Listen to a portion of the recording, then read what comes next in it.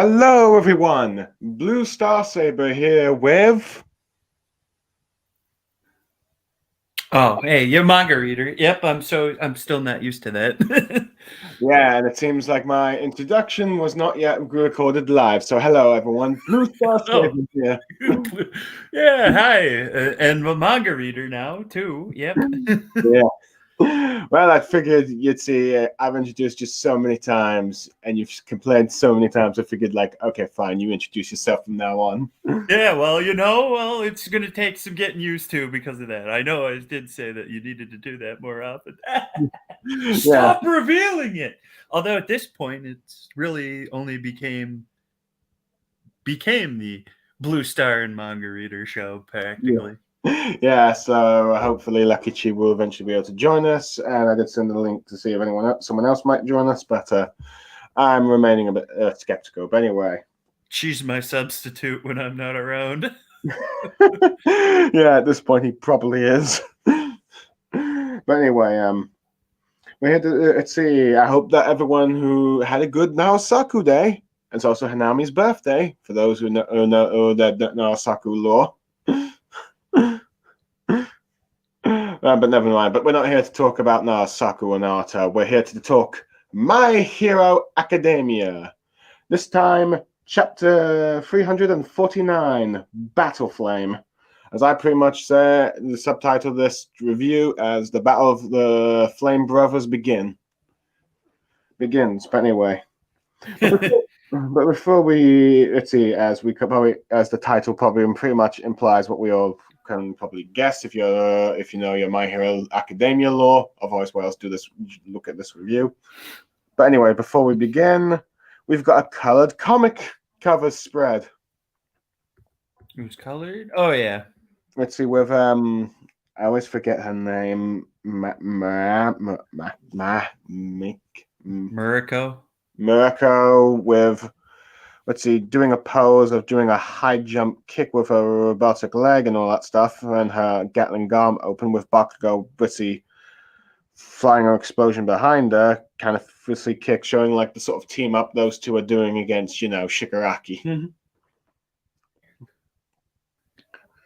I have to admit, it's a nice color spread, though. I will admit. Let's see. I do think Maki is rather. The pose is particularly interesting with the way Koei has done it, but that's just me. Moving on. Not going to get into that. But yeah, but I do like but overall, it's a nice action cover spread for like Jump Comics, if you will. Yeah, Mirko. Mm-hmm. Otherwise, just Rumi if you want to remember that. It's a little easier. Yeah. Rumi Usagiyama. Uh-huh. Usagayama. Usagiyama. But yeah, Damn Japan. yeah, Japan for you, but yeah. but Bakugo. let's see, but no, I apologize to any Japanese in case I did any offense with my joke.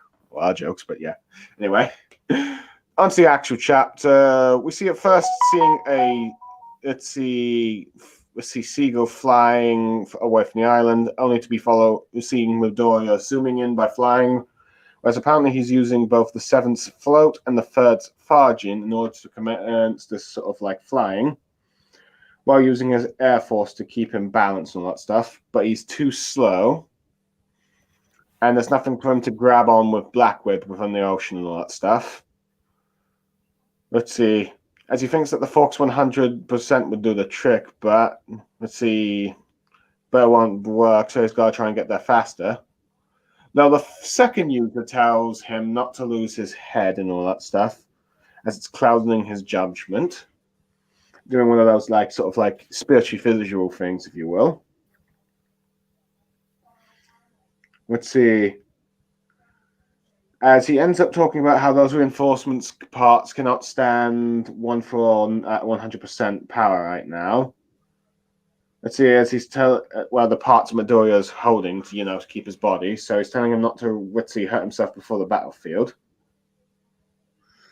As he ends up asking Midoriya if he's attempted to use his meta ability yet, as we sometimes forget as we probably should recall that during the time when quirks first discovered, they were regarded as meta abilities rather than, quirks. So it's nice for him to talk about that in his sort of history thing.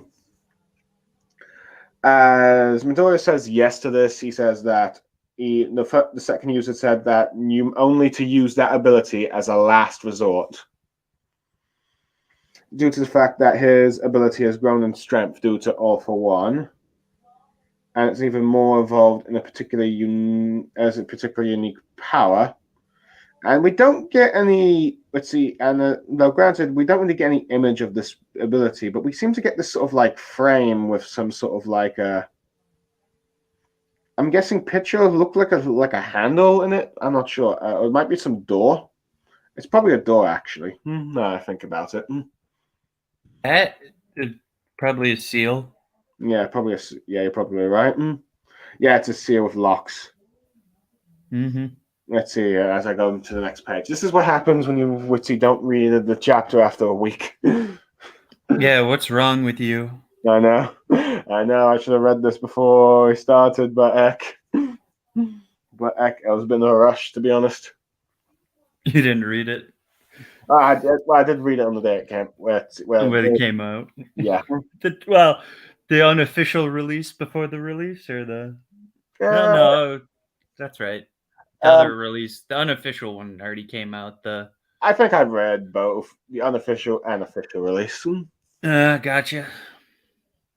I usually do, but yeah. Let's see. Oh, that's ominous. Yeah. But as the second user says, it's not something that can be wielded as the usual way that he once did. Let's see. As he tells Midoriya not to fall into desperation, as this is a battle for the future and all that stuff. Tell him to have faith in his friends and to focus his own energy on the battlefield and all that stuff that he's going to. Anyway, we cut back to Uraraka and Froppy as they notice that Midoriya's gone. Let's see, Froppy thinks that Midoriya wouldn't be able to ignore Toga for long. As Froppy says that, he can't stand the thought of a secret his friends hold dear for that long. I wonder if she's implying about, Uraraka and Midoriya's own feelings towards each other. Or just, the way Toga just asked Midoriya to be her boyfriend. Well, if you're reading the Viz one, she says, "I can't stand the thought of a secret my friend holds dear being revealed like that." Okay, so yeah, probably, yeah, Uraraka. It was Uraraka's feelings that Toga was going to reveal to Midoriya. Oh yeah. Fair enough. She's she was going to be like, "Oh, we both have the same feelings." Mm-hmm. And Deku didn't catch it in time, obviously. Yeah, I think, yeah, it's probably even though he got Black Whip around Toga, Sue came in and kicked her. So yeah. Yeah. Oh yeah. Sorry, I'm really sorry. Clearly, I need to read all these chapters at once at some point. Yeah, come on. It was just last week that we did this double review. I know. I'm terrible. I'm sorry. I've been very busy. Actually, it wasn't last week. It was 2 weeks ago. But yeah. So Zuru being the total BFF for Uraraka, But anyway. Mm-hmm. But anyway, Toga going about had enough of Izuku, Uchiko, and Tsuyu. She loves them all, but she's done. As she decides to be who she wants to be. Let's see. As she wants to live the way she wants to be. As she draws draws some parts of her, from the case of her, she stashes her blood, getting ready to, I guess, use Jin's power. As she declares herself to be Himiko Toga, as she says that she's now got use for the heroes and ready to end the ones in front of her. As Uraraka responds that that's not going to happen, as she's also living the way that's right for her, as Ochiko Uraraka. As the two begin to face off. But before we get to their battle, we cut off to Ground Zero, where we see an All Might statue burning. Let's see. with a little joke about how more heroes are being taken out by the moment with the Nomus. Oh, okay. I've just got a response from the one. Let's see, from James S. Cassidy, who I was going to ask to join us, saying that he's actually sick today. Doesn't even have a voice. So join us.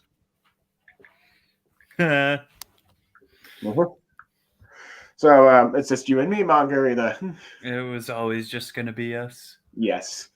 My hero duo. Yeah. Anyway, but yeah, we see a Nomu appears to be using some sort of spike ability because it's got become much bigger and has a spiked tail. All that stuff. All the Skype messages coming at once. Yeah. Yeah. No, it's on your turn. actually, yeah, I haven't really done. He hasn't sent me anything, so yeah. All right, guys, I'll continue on while Blue does his thing. No, relax. I messaged it and all that stuff, but yeah, seemingly a hero seems to be killed by a spike thing.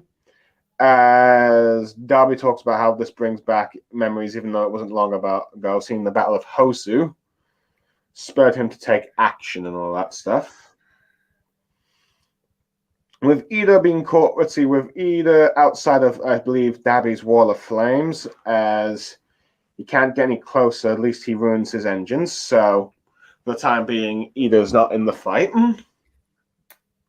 Yep, the outside. Mm-hmm.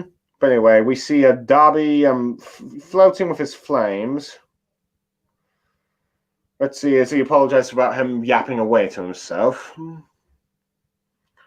Let's see, as he laments that all he gets is to fight Shoto, the third son, and the three psychics that Endeavor has, the three main ones, Kiddo, Omnima, and I believe, Burning? Yeah. Burning, yeah. Let's see. As he finds that just those four is a mockery to him and not having, Endeavor himself, with, I think, Omnima asking Kiddo that he's okay.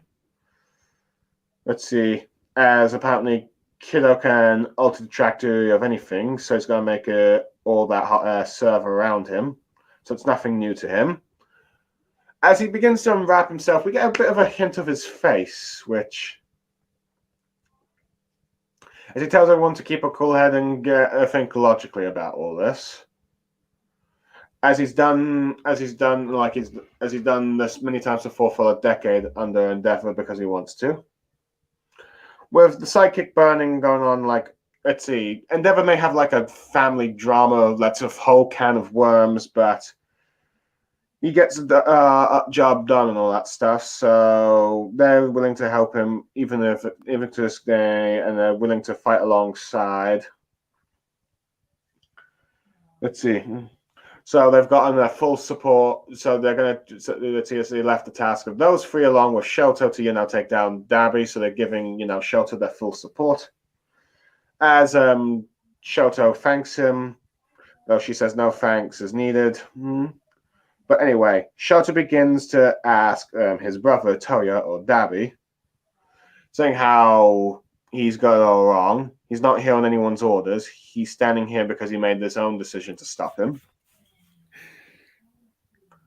Let's see, being the responsible younger brother. Let's see, with Darby mocking him of just being Ritzy Endeavor's little pawn still. Let's see. With Shoto saying that if he ignored him and kept trying to be a hero anyway, that might have been true, but let's see. With Darby saying that's fine, as this war's about people, all the people involved anyway. It's about not mindless soldiers following orders who are the real movers and the shakers. It's about what everyone has with their feelings from the start, as we get a panel or a page of all the villains with the main League of Villain members left. Let's see, with him going on about how someone will change the world they live in or destroy it. And Raptor's imbalance built upon that just came in time to accept, if you will, as we get panels of Telga preparing her fight with Uraraka, Spinner, who looks a bit more beastly and muscular, and's got some foam coming out of his mouth, as he's got his metal knife sword, And of course, Shigaraki with his glove hand things. As Darby ends up going about how this is the result of the limitations of hero society. Let's see. And that's just him and everyone else. And Shelter finally asks him, due to the fact that if he survived back then, why didn't he come back home? As Shoto asks him if he really wants to know, fine. As he's happened to share it, given the fact that whether or not he's still his big brother, even though he's rotten to the core. As he ends up saying that, okay, I'll tell you the story how he became Darby, and the reason why he's still alive to kicking to tell the tale. Let's see, even when he never stopped burning on his masterpiece, as we see from like the flame shard ending the chapter, as we see half his face burning and his skin burning off, as we start to see a bit more of a scorched face on Darby on his left side. And it's not even scorched, it's literally showing his muscle. Yeah, I think maybe even some of the bones in regards to the teeth. Yeah, his whole face is burning off. Yeah, ending the chapter, if you will. Yep. Blimey. Let's see. So, let's see. What a chapter, I have to admit. It's a sort of a, it's a sort of a cut between what's going on with, like, after the confrontation with Midoriya and, Toga, with, like, Raka, to cutting to a Shoto and Darby and all that stuff. But let's start with the, Midoriya stuff. I do like how we figured out how we're shown how Midoriya is going to get back to like the Shigaraki battlefield. He's using both the third users and seventh users quirks. We all knew he could fly, so that was really what is going to happen. Yeah. But he has nothing to push off of, so he has no way of using gaining any. Well, that too, but he has no way of gaining momentum. Yeah. Which is what the Jin thing is. He has to store up power to. Yeah. No, he can't go 100% due to the fact that his support gear can't handle it and all that stuff. So it also still has to not go at max speed, if you will. Yeah. So yeah, so that gives a bit of limitations. But yeah, it seems like this is how Koei will keep Midoriya out of the war for a bit. Well, his battle with Shigaraki, anyway. Yeah. But anyway, it's like a standard thing I've seen with war arcs in shonen manga, where the hero is somehow left out of the battlefield somehow for a while. Well, we got confirmation that this is indeed a war too. Yeah. And not you just spouting war arc. Yeah. Yeah, I know. But I guess I'm just a bit still obsessed with trying to get like a good war arc, more good war arcs, I guess. Yeah, I wanted a war, damn it. Well, guess what? Now you got a confirmation that this is a war. Yeah. Yes. What type of war? I don't know, that's up for debate. But anyway, but yeah. Yippee-ki-yay. Let's see, but yeah. So yeah, Midoriya, is a little panicking, but you do get the second user telling him to calm down and all that stuff. And we end up getting some hints about the second user's quirk. Which may, like I said, kind of leaves it fairly ominous, but I believe, I don't know, at least it doesn't sound like it's going to be like one of those self-destruct things. So that's a good sign, at least. Yeah. That was one of the things I talked about with you like way back, like a month or two ago. Oh yeah, something to counter the self-destruction or something. Well, no, it was because it was one of those, we'll take out both one for all and all for one at the same time. That way no one can use this power. Yeah. Thankfully, it doesn't look like it's that, but a seal being used doesn't necessarily leave too much confidence. Yeah, I remember how Lucky Chi theorized maybe that's how the series is going to end or something, but that's it. Deku still giving up his power in the end. It's still on the table, what with this being a sealed power, but let's see. All we know is that apparently it's very different from the time that he had it. It was the storing all that time for All for One. Not to mention it was probably the first of the 6 quirks to be added to its stockpiling powers. Well, it would have been the second quirk because the first quirk was being able to, So, transfer quirks. yeah, So, sorry. Okay, yes. Let's see. Yeah, sorry. what do you mean, sorry? That's just basic math right there. Okay, I got it wrong. My apologies there. I got it wrong. This is a first quirk. This is a second quirk, man. I mean, let's see. Yeah, If okay, you yeah. want to be real, this is the third quirk, actually. Okay, yes. Technically, yes. It is the third quirk or the second quirk to merge with the stockpiling, or technically the first quirk to merge with the combined all for one. Blah, blah, blah. Blah blah blah. Anyway, the first two quirks were pretty worthless though, because what the first quirk was being able to store quirk powers. And then Second one was transfer to someone else and all that stuff. well, no, I was gonna say the original, the first owner of All for One's only quirk was the ability to pass off quirks. So Yeah. this might have been the first quirk that had any real use, but Yeah. I'm But curious then at this point. Then I guess strength and all that jazz just you know happened to come from the quirk itself somehow. yeah, it goes to show what happens when you can. Let's see what happens when quirks combine. Useless ones can become powerful. Well, I know that, but I'm just saying that Yeah. unless All Might somehow had a quirk the whole time, No, I think that it's that. Oh my, it's will remain quirkless. well, I'm just saying that, but I'm just the super strength didn't just come out of thin air, Mhm. but no one has it. It's- So it was either a part of the quirk originally anyway, or something. I don't know, but yeah, the strength feature of All for One that we or One for All. No, All for One. No, One for All. Damn it. No, One for All. But yeah, the strength feature for One for All is apparently either it must have just been from the quirk itself, which is just like, that means when All for One stockpiled a quirk in there, I guess he stockpiled a strength quirk somehow. Possibly. Or I don't know what I'm talking about. I just assumed that the strength came just from the stockpile. I guess, but no one's like I said, no one's displayed it. Uh-huh. But yeah. There's not one user outside of I guess All Might was the only one that ever really displayed that level of power. So I don't know. I know he claims that he was quirkless, but Well, to be fair, we've never really seen.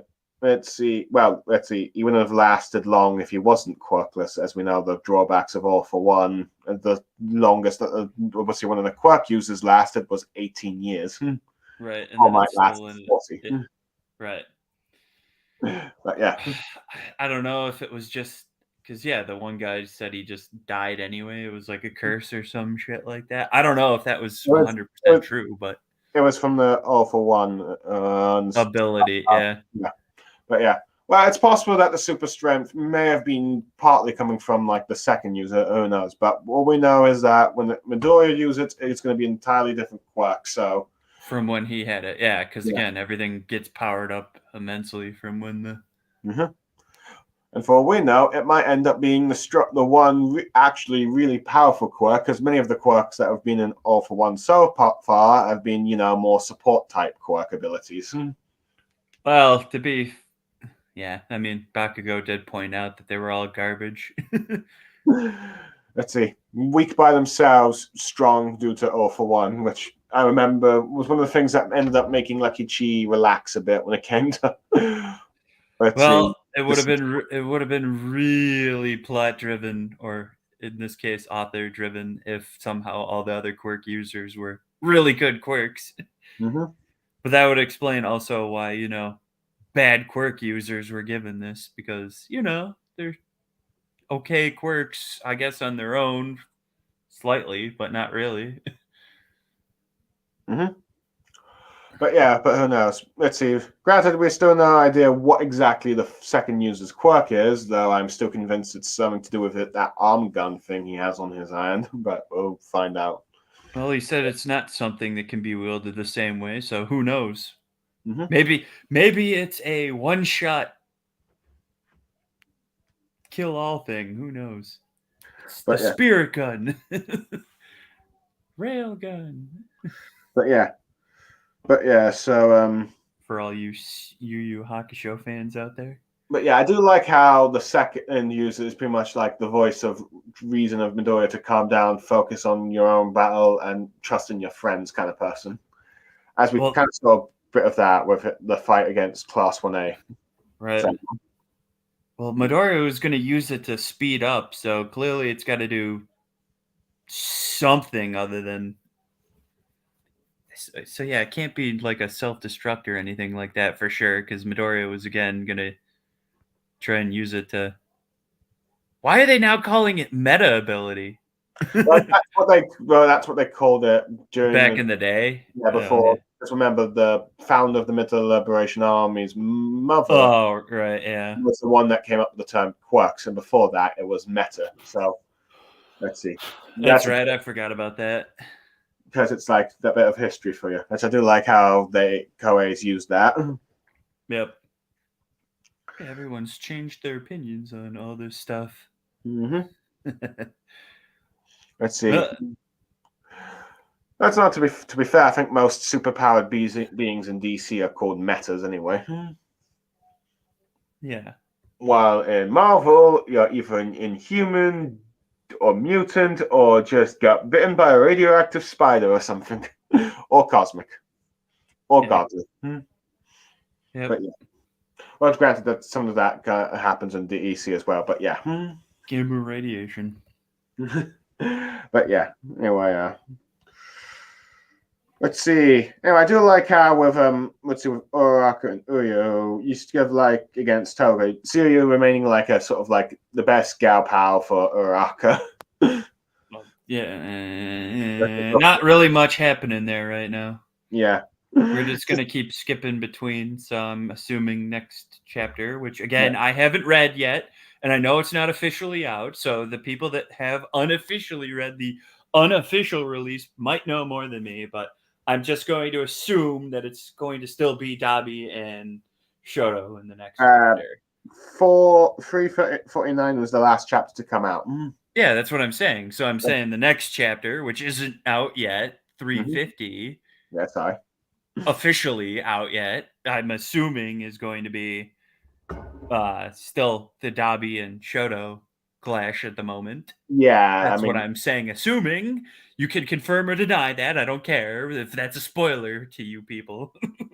Well, given how this chapter ended, I'm pretty certain that is going to be the case. But yeah, right. So we're just going to keep flip flopping around, meaning okay, there's going to be cliffhangers in certain parts of the battle, which is nice, meaning, again, we're not going to keep focusing on the same thing all at once. Let's see, given the number of characters My Hero Academia has, that's probably for the best. That too. In many ways, it reminds me a bit of like the way One Piece works with its fights. Hopefully it's not like, oh God, I can't believe I'm the one doing this. Hopefully it's not like Naruto where most of it gets solved off screen. Oh yeah, that happened with quite a few fights in the war. Let's see, particularly the Seven Swordsmen. A lot of Madara fights too. Yeah, Madara's fights as well. Let's see some of the battle. Let's see Kakuzu. So the battle with like that had the Gold Silver Brothers in it. Let's see after Asuma was defeated, you got Kakuzu.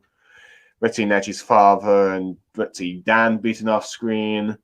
Yeah.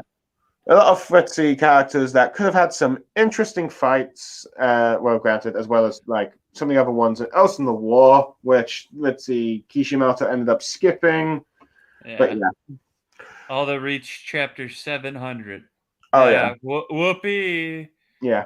As well as he set his own deadline of 700 chapters and went too bold on his outlook. So yes, although again, I know My Hero Academia, for the most part,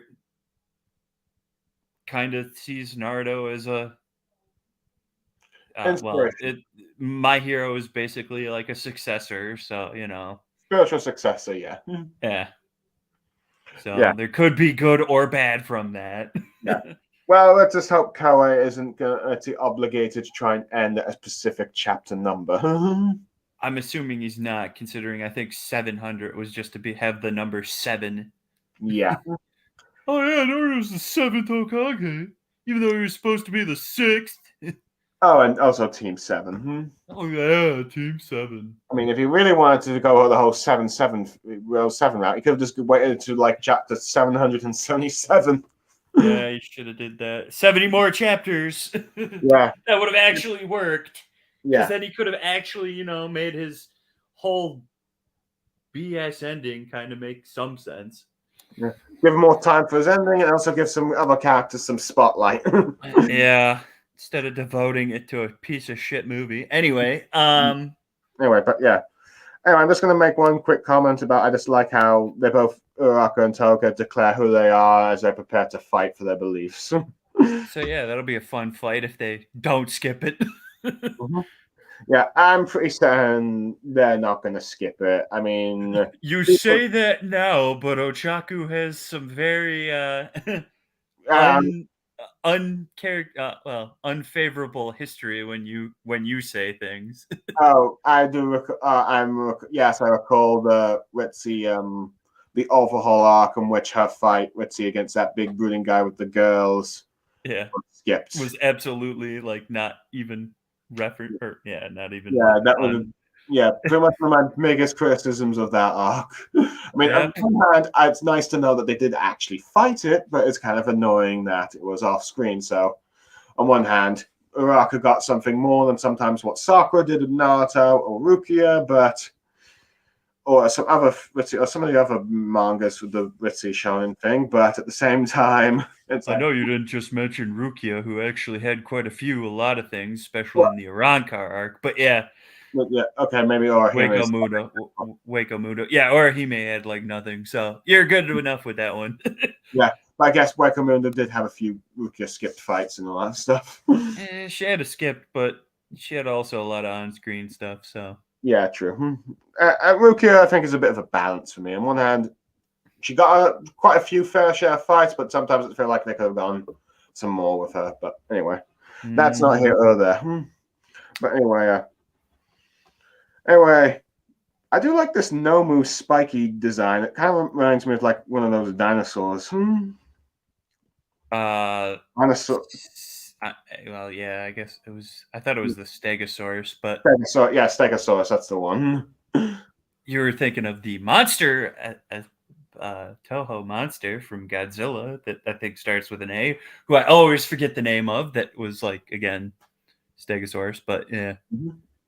But yeah. And Gorillas is, I think, something like that. That's around there. Which wouldn't be too far off from Japan, because, they like doing that. But they love their kaijus. Yes. But anyway, and Godzilla has been referenced in this series before. Yeah, in the movie. Yep. Which is canon, guys! Yeah, you love mentioning it's canon. But anyway, the hero, it appears to be managed to kill at least a hero, at least get a spike impaled into him. Guess what? It's a hero we don't know, so we don't care. Yeah. But yeah. But anyway, I do find it interesting how Darby finds it fitting that, let's see, his battlefield is Ground Zero or Camino Ward and all that stuff as from where, as the Battle of Hosu here is where it all inspired to make his like moves to end Endeavor. Oh yeah, that makes sense. It was supposed to be a dramatic family history lesson. But yeah. Anyway, I'm a little disappointed that Ida seems to not be in the battlefield right now because of the flame wall preventing him, but I assume that Koei has something planned with him. Otherwise, why not? Otherwise, he wouldn't be here. So, yeah.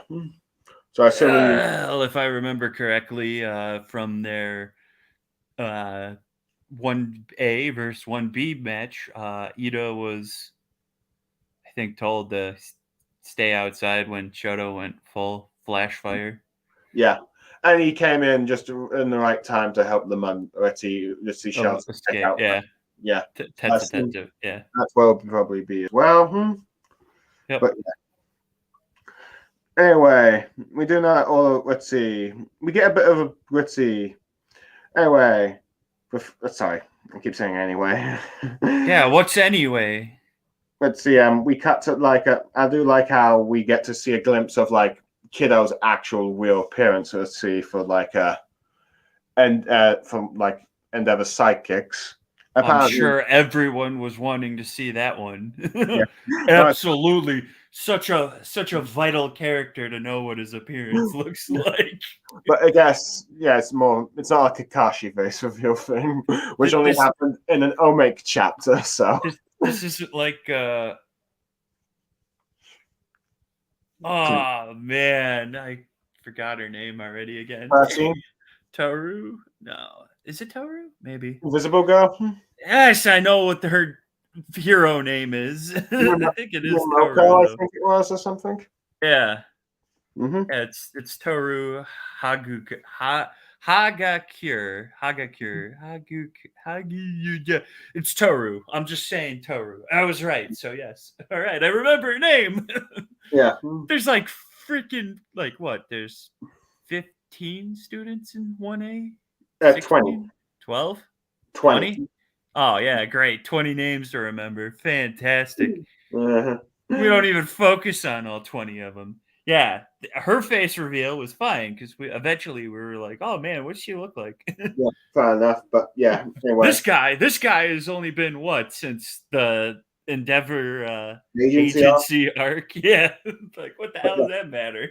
fair enough. But yeah, it's nice. It's interesting to know that he's been with Endeavor for 10 years. And I find it interesting how Birming doesn't really Gritzy too much, Gritzy care too much about the whole family drama behind it and still loyal to Endeavor because he gets the job done. So. Burning is just female Bakugo. Let's just Yeah. get that out of the way. Let's see. Well, you got Endeavor picked his sidekicks well, even let's see, even when they know his scandals. Uh-huh. But anyway, Female Bakugo. Bakugo didn't give a shit either, so. fair enough. But yeah, Actually, there's quite a few female Bakugos now in this series. What the hell? What is Bakugo's personality somehow not that all uncommon now amongst most of these new heroes that we're being revealed to that aren't really new per se to the story, but yeah. and I guess let's say I guess the difference between them and Bakugo is they know to save it for the battlefield, while Bakugo doesn't know how to let's see learn to talk to the public that way. Yeah. It seems they know how to keep their mouth shut when the situation suits them. So yeah, brotherly brother things. Dobby's definitely I find that funny as that for just for the sake of keeping the panel. I like how that's still probably just a rough sketch, and they're like, you know what, this works. We don't need to go full out on it. Yeah, that does feel like it, but yeah. But a bit more into that a bit. But I do like the sort of conversation that Darby and Shoto have a bit before then about how let's see whether or not they're here by their own choice is or not, and they're all just people just fighting in a war. And it's not just nameless grunts, though. There are quite a few nameless grunts, but still. Hey, there's Spinner for that one panel that we have no idea what he's doing. Yeah, but it looks like he's been jacked up. Let's see, if you will. Yeah, that would make sense. Mm-hmm. I mean, it looks like a sort of let's see. I guess more like Killer Croc muscle-like lizard, I guess you could say. Possibly. Mm-hmm. Let's see, but yeah. So we finally got an idea of where Spinner has been. Well, let's say his appearance of Spinner since like. Let's see, we can all be heroes minus one chapter. Yeah. Now, So sorry, go on. I was just gonna say he's probably, like I said, he's probably with all the people that got left behind at the regular site. Given the background, I'd probably say, yeah, I'd probably agree with that. Mm-hmm. Looks like it anyway. But yeah, let's see. So, yeah, anyway, but yeah, I do have to admit that, let's see, chapter at the end, the sketch thing, but yeah, I think it does feel like a sketch, but I think it works that way, given how he's like such a they knew what they were going to do with it, obviously, and I'm not saying that that's a bad thing. It's just kind of funny to me that it looks like it was probably the first or second sketch in, and they're like, you know what, this works just fine. Yeah. And it's cool like that. It definitely shows that for whatever reason, Dobby is going like full out and literally tearing his body apart. Yeah, like a burning corpse. That would explain the burn marks that he always had. So I don't know how his skin constantly keeps growing back, but Yeah. Well, let's see. As Shelter ended up asking him, he said, I'm happy to tell you, little brother. yeah. Let's see. As apparently it's revealed that he's never stopped burning compared to like the masterpiece of Endeavor. Well, yeah, he's talking about Shoto. He said, "Oh, yeah, there's Shoto. He finally's got the ability to use both hot and cold equally. Thus, capable of using heat hotter than me, but also remain cool and not overheat." Yeah. So yeah, next chapter, I definitely said it's a flashback chapter. I wish they would put like chapter titles in the to be continued section, but they don't. So that could always give you a hint as to what the next chapter will be. um, True, but I guess they don't want to do spoilers like the anime opening, anime next time things. Because well, face it, they spoil quite a lot sometimes. Well, the anime kind of doesn't spoil anything unless you're an anime only person. Then yeah, Yeah, they spoil yeah, things. that is true. I mean, let's see, anime watchers get annoyed about it all the time, but I think they always seem to forget that the animes are supposed to be, for most part, Just advertisements for the mangas. yeah. So most of the time, manga is already well ahead of the anime because first off, animation requires a source. Unless for whatever reason you're an anime first and then get a manga or just strictly a anime altogether And or yeah, any cartoon. But yeah, I do know that mangas increase in volume sales, but still, let's see. Mangas can do it. Tend to be pretty popular just at the beginning. Heck, I think when Marineford came out for One Piece volume skyrocketed at the time. yeah. So yeah, A it's lot of times people manga. still yeah. Yeah, go on. I don't want to go into a manga versus anime debate, but I want to say most people tend to like manga maybe just a little more because it gets out a little faster. Yeah. Not that seeing something animated isn't really cool and shit, but I don't know, something about manga art just seems a little cooler for the most part compared to animation. And most people understand that animation Mm-hmm. still needs, to be done at a time frame. So not every single frame is going to be animated Yeah. perfectly. You're not going to see that frame by frame because it's going to be playing really quickly, but Yeah. you will occasionally get the glimpse of a frame that looks absolutely garbage. Yeah, no, granted, though, yeah, no, then depending on the studio, they might favor certain details over others, but let's see, not going into that. But yeah, Right. so I definitely say the next chapter, let's see, I'd bet money on it, is going to be a flashback one. Could be. Let's see, Probably. now how long that will be. I assume at least one chapter, though it could end up being two, depending on how long Koei likes to do his flashbacks. We've already really seen Dobby's background, so I don't know how much more after a I assume single chapter would need to be. I assume it'll probably just be him figuring out how to survive his blame thing and see how he ends up getting so angry with Endeavor and what he did with his life up to the point of let's see into like seeing Zane and joining the League of Villains. Yeah, Probably just a quick something like that as then the that's fight really with all it would need left. Yeah. yeah. And then after that, let's see him and Shoto continue their fight with possibly Ida eventually joining in. But of course, from what we've seen, it seems to be going back and forth with each of these fights. So we'll just have to wait and see. I know we didn't really cover it, but I did actually have a really interesting conversation with someone, not from My Hero Academia. It was Mm-hmm. It was on a server on Discord, not even chat's server. It's but I know how we always like to talk about how, oh yeah, you know, because again, obviously Sue's panel, which everyone may or may not really give a crap about, but yeah, the whole Uraraka loves Deku thing. Gotta keep that hidden for the ending. And like I said, I know we typically like to talk about, oh well, you know, revealing it doesn't necessarily mean that it has to be saved for the ending, blah blah blah. But the conversation I had was kind of did give me some form of enlightenment in that it's like, you know, if you think about it, shonen mangas don't typically, you know, focus on romance in the first place because they have other plots to get taken care of. Yeah, that's true, but they still include them anyway. And when they try to make an excuse, oh, it's not, let's see, oh, we're not prioritizing romance, and then you get like, then why put it in the first place? Yeah, it's also the true part too. But I'm just saying for open clarity, at least in my hero's sake, because it's not really, you know, really focusing on romance at all. It's not like Uraraka's.